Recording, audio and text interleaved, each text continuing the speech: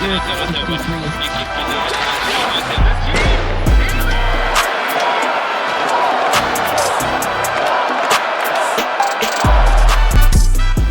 and welcome to this Hockey Inside Out Show bonus episode. I'm Stu Count of the Gazette, joined by former Canadiens defenseman and 1986 Stanley Cup champion Rick Green and my longtime Gazette colleague and friend Jack Todd, who's filling in for Chris Nyland. Jack, Kirby Dach looks like he might have finally found his game after that major knee surgery he had last season after only playing 2 games. What's impressed you about the way he's playing recently? Well, he's playing like I always thought he would. When I predicted before the season that that the Canadiens were going to make the playoffs, it was predicated on 2 things: having Patrick Laine and Dach coming back as Dach, which we didn't really see, I think, for the first 30 games or so. I think it's a case where the body was willing, but the mind was weak. He just couldn't quite trust himself. He was tentative. And man, you cannot be, I think more than any other sport in the world, you can't be tentative in hockey. Yeah. If you're tentative for like 0.2 of a second, you've already lost the battle.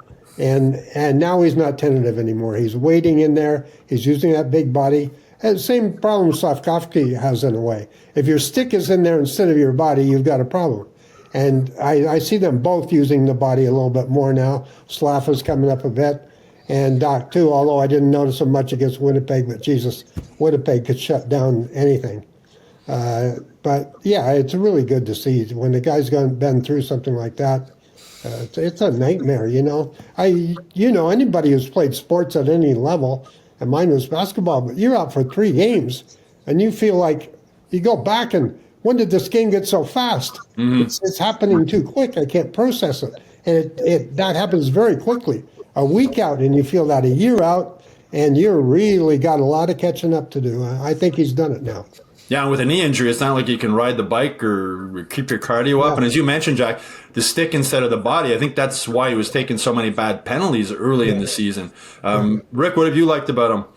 Well, in all honesty, I was really concerned the first half of his game overall. I mean, he was, not skating the way we were hoping he would skate, and that's probably just through that major injury that he had. And he wasn't getting involved. He wasn't using his size. He lacked a lot of critical parts of the game. And thank goodness he's found his way back, skating really well now. I didn't realize that he can get where he has to go pretty well with good speed. He is using his size and competing much harder to be more difficult to play against. And he's showing and.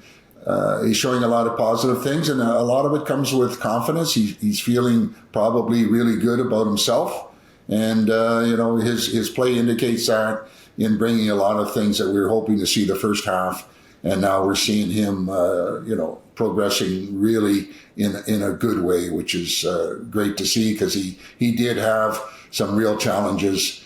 Coming into Montreal and feeling the pressure and not being able to play and show what he can show. And now we're getting an opportunity to see really what Kirby Dach's all about. He's such a big, rangy guy. He reminds me, for longtime Canadiens, a little bit like Pete Mahovlich, the way he goes back and forth with the puck and the size and the way he can sort of control the game.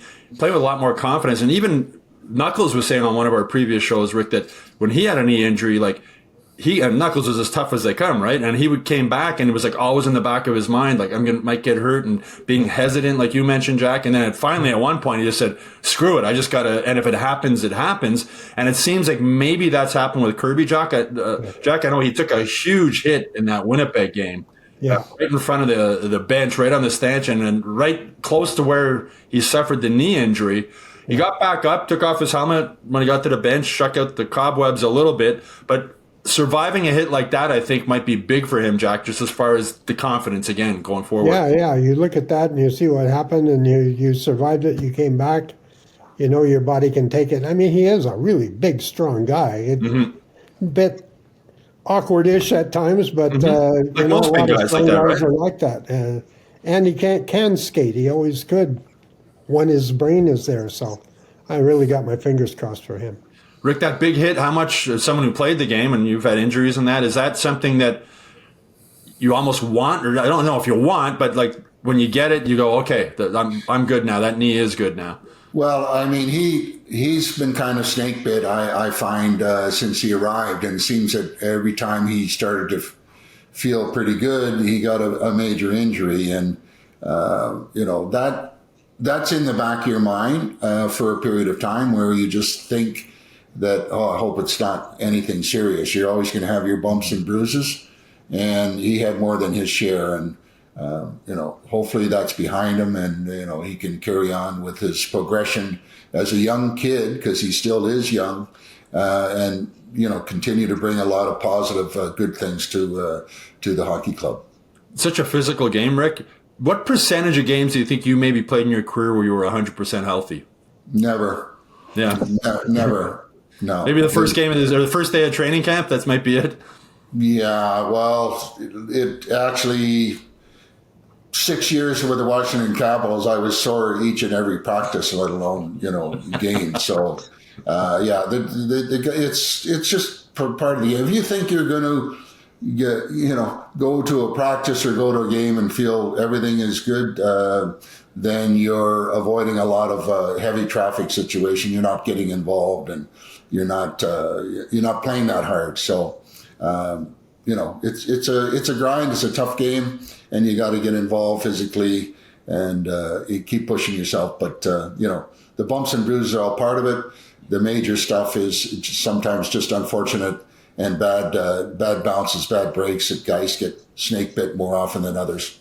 Well, it's really nice to see Kirby coming back. That would mean major knee surgery, sitting out a whole year. I used to feel bad for him last season, sitting in his regular spot in the press box, game after game after game. Mentally, he seems to be back in. Physically, he seems to have gained his confidence, and that's a really good thing for the Canadiens moving forward. All right, that's it for this Hockey Inside Out Show bonus episode. I hope you all enjoyed it out there. Please like and subscribe to the Hockey Inside Out YouTube channel. Go to MontrealGazette.com/newsletters to sign up for the Hockey Inside Out newsletter. And of course, go to HockeyInsideOut.com where you'll get all the latest Canadiens news every day. Also, if you have a bonus question you'd like us to answer in a future bonus episode, please put it in the comments section below.